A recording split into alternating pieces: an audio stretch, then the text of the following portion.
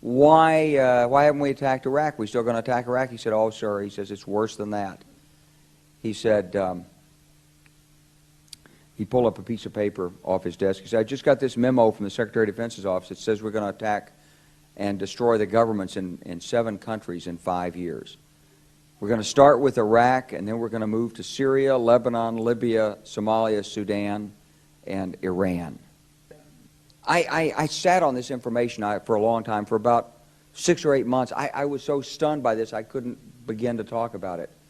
And I couldn't believe it would really be true, but that's actually what happened.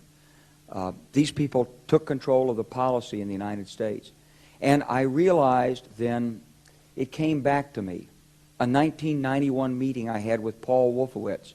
You know, in 2001 he was Deputy Secretary of Defense, but in 1991 he was the Undersecretary of Defense for Policy. It's the number 3 position in the Pentagon. It was a pretty stunning thing. You mean the purpose of the military is to start wars and change governments? It's not to sort of deter conflict? We're going to invade countries? And you know, my mind was spinning. And I put that aside. It was like a nugget that you hold on to. This country was taken over by a group of people with a policy coup. Wolfowitz and Cheney and Rumsfeld, and you could name a half-dozen other collaborators from the Project for a New American Century. They wanted us to destabilize the Middle East, turn it upside down, make it under our control. It went back to those comments in 1991. Now, did anybody ever tell you that? Was there a national dialogue on this? Did senators and congressmen stand up and denounce this plan? Was there a full-fledged American debate on it? Absolutely not. And there still isn't. The truth is, our government was and still is penetrated and controlled by a Zionist Israeli 5th column that took over the White House, the Congress, the military-civilian superstructure, key military officers and intelligence personnel, and the mainstream media leading up to, on, and after 9/11. The level and extent of this penetration is unprecedented in the history of the world and amounts to a literal invasion by an un-American and hostile force. The same year, 2003, that General Wesley Clark gave that warning that the United States government, civilian superstructure of the military, key military officers and special operators and intelligence personnel had been taken over by an Israeli neocon 5th column coup, Israel's own Prime Minister, Ariel Sharon, frustrated that his Middle East destabilization and domination plan wasn't going as well and as quickly as planned, declared that the United States had already conquered Iraq. Remember Bush's famous false and absurd premature mission accomplished speech from the deck of a Navy ship that same year, 2003? Ariel Sharon went on that it was time that the U.S. marched against Libya, Syria, and Iran. Note that President Obama has made Sharon's Libya demand already a reality, that the U.S. is now destabilizing Syria by supporting none other than al-Qaeda-affiliated Syrian so-called rebels, and that the war drums are building now for an attack on Iran.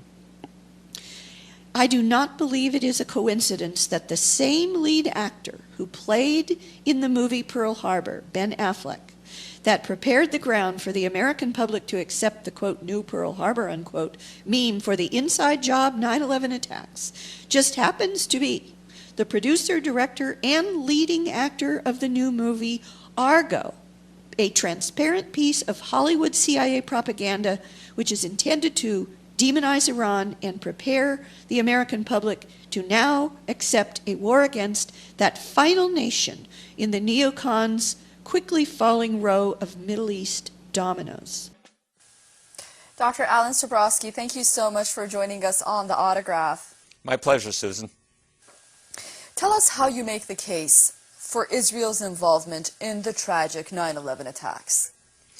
There were several different ways of doing it, Susan, and this may be a little bit more background than some of your people need, but I began to have suspicions about what had happened on 9/11 about 2 weeks after the attacks.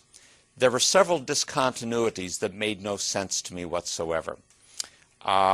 The behavior on the part of some of the named terrorists, these 19 Arabs on 4 planes, running around flying schools like loose cannon, not having the pilot skills to fly the aircraft, no recognition for what they had done afterwards in their own area, their own community.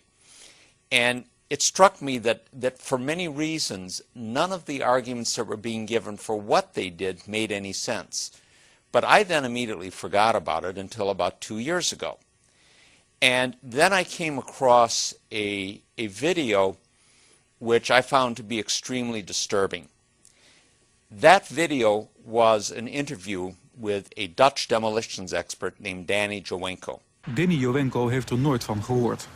Zijn reactie op de beelden die we laten zien is onbevangen. Zie je vanaf boven gaan? Nee, je gaat vanaf onder. Die gaat vanaf onder, ja. Toch? Ja. Ze hebben gewoon kolommen weggeblazen. Er is nagesprongen. Dit valt anders dan het World Trade Center. Vind je niet dan? Ja, je ziet het, de onderste verdiepingen gaan eerst. Ja, en de rest zakt er gewoon in. Dus dit is controlled demolition. Zeker weten. Zeker weten. Er is nagesprongen. Dit is in opdracht gebeurd. Dit heeft een team gedaan van experts. Maar dit is ook op 11 september gebeurd. Dezelfde dag? Dezelfde dag. It concerned the collapse of the third World Trade Center tower to go down on September 11th. This was the 47-story World Trade Center 7, the third tallest building at the World Trade Center. 7 uur nadat Jowenko had never heard of it. Neither had I. And when you looked at the building, you saw that there was effectively no damage to any face of the building. It had not been hit by a plane.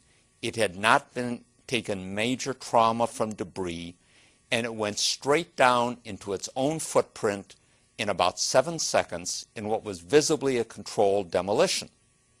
You know, and it was pretty clear that whatever those 19 named Arabs on 4 planes, 2 of them at the World Trade Center, had or had not done, they could not have had any possible effect on that third building going down.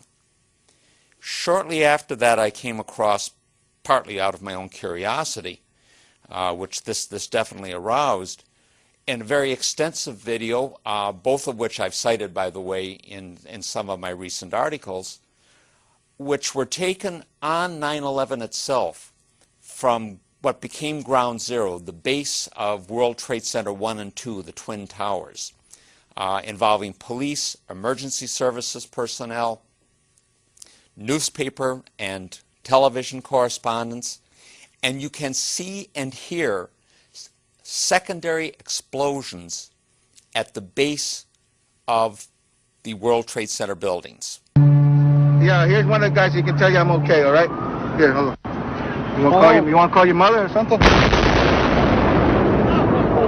gotta get back from here. You know that, you gotta get back. All right? Don't worry about me. You need to make calls right now. All right. Hours after the attack, many smaller explosions rumbled through downtown. Because once the tower fell, you heard boom, boom, boom, boom, boom, boom, boom. And we heard this boom, boom, boom. They were planned to take down a building. Boom, boom, boom, boom, boom, boom. Now, planes impacting at 800 to 1,000 feet above the ground are not going to cause secondary explosions at the ground floor. And this followed over into other reports, also there on September 11th, about vans in the area, white vans. In one case, a van was picked up by police and people arrested at the access to a major bridge. The van was filled with explosives. And word late tonight that 2 suspects are in FBI custody after a truckload of explosives was discovered around the George Washington Bridge. That bridge links New York to New Jersey over the Hudson River. Whether the discovery of those explosives has anything to do with other events of the day is unclear, but the FBI has 2 suspects in hand, said the truck load of explosives, enough explosives were in the truck to do great damage to the George Washington Bridge. But they arrested the 2 suspects and they're questioning them as we speak. And the 2 people in it were Israelis. In Bergen, New Jersey, same day, a van with several people in it had set up cameras. before the first plane hit. They were filming the Twin Towers, and they were celebrating. High fives. It was a good thing for them. Residents called police. Police arrested them. All 5 were Israelis. I grabbed my binoculars and I could see the towers from my window. And this is where I'm looking. And all of a sudden, down there, I see this van park. And I see 3 guys on top of the van. And I could see that they were like happy. They didn't look shocked to me. They didn't look shocked. I thought it was very strange. Just happened to see the van and, hollered over to my lieutenant. I think that could be the van. We checked it out, and it was. We were all on edge, obviously, so I really wasn't looking to make friends with these people, and neither were the officers that I were with. Once we started talking to them, they were pretty much like, hey, we're not against you, we're with you. What intrigued me, in addition to angering me, was that within days, all of these reports disappeared from the media. Most Americans don't know that a 3rd building went down at the World Trade Center. Most have never heard about the secondary explosions reported by CNN, ABC, Fox, and others at the foundation of World Trade Center 1 and 2. None have ever heard about the vans.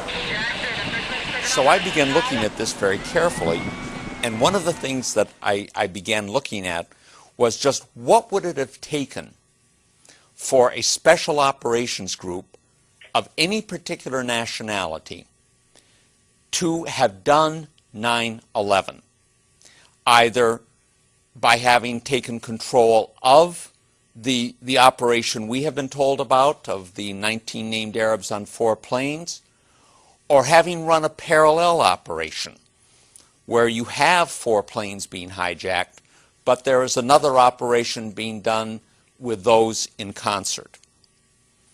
And I picked up 3 particular factors that would need to be taken into account. One was motivation, a second was expertise, and the third, the critical one, was access. Now, when it came to motivation, it's probably a very sad commentary on where we are in the world today, that there are an awful lot of countries and groups out there in the world that have either real or contrived reasons to hate America. It wasn't that way when I was a young man, but then many things weren't the same way now as they were when I was a young man. But almost all of the groups and countries that might want to do this only had a negative reason for doing it. They wanted to hurt us. The Israelis had a positive reason, and it's one that a number of their supporters had talked about from the 1990s on up, and what was called the Project for a New American Century, whose members included, by the way, later Vice President Richard Cheney, later Defense Secretary Donald Rumsfeld, and many of the so-called neoconservatives, most of them Jewish but not all, who came into the first Bush administration. Israel had a positive reason, and it was get the United States involved in a war in the Middle East with a powerful, enraged, anti-Islamic strain within the American public, that they needed a catalytic event to produce this. They even talked about it in terms of another Pearl Harbor is needed to bring the American people into this fight. The second was expertise. Lots of expertise out there. Bringing buildings down and controlled demolitions is something that almost any intelligence agency of any country in the world can do or can contract. There are many private agencies that do this. But one thing is absolutely clear. Neither those 19 named Arabs on the plane nor Al-Qaeda as an organization had the expertise, the technical expertise to do that. And there is one very clear proof of that. If Al-Qaeda and its affiliates had had the ability to wire even one building for a controlled demolition at the World Trade Center, much less all 3 of them, the so-called green zone in the heart of Baghdad would have been a pile of rubble. And it wasn't. But the last is access. The World Trade Center security was an Israeli-owned company. Security at all three of the airports from which the 4 aircraft on 9/11 departed, ICTS, was an Israeli security company. That security company, by the way, also had security at the airports in Paris and Amsterdam later, from which the so-called shoe and underwear bombers departed. The security company at the World Trade Center had 24/7 state-of-the-art electronic surveillance and foot patrols. Wiring a building for a controlled demolition, and I must confess here, this is not my specialty. I have heard what people who do this for a living have said about it, but it is not my specialty. But the description of it in the video of Danny Jawenko that I mentioned to you is a very good one on this. And he described it in which if you needed to do it in a few hours, you would need 30 to 40 people, fewer if you had more time, cutting open the walls, literally cutting open the walls, all the way around the building, implanting the explosives, running detonator cord and cable, wires to put them to a control system, coordinating all of this activity. This is not something that involves the casual bringing in of a briefcase and leaving it at the foot of a building's elevator and going out again. This is extensive work, and it would require the type of extensive sustained access that could not go unremarked by the security forces in place on this. They also needed the ability to evade apprehension and to have their escape concealed. And they had that done. All of the Israelis who were apprehended in those vans were later released in about 2 months at the direction of Michael Chertoff, then the second director of Homeland Security, a dual U.S.-Israeli national. There is no mention of them in the mainstream media, which is largely Zionist-owned.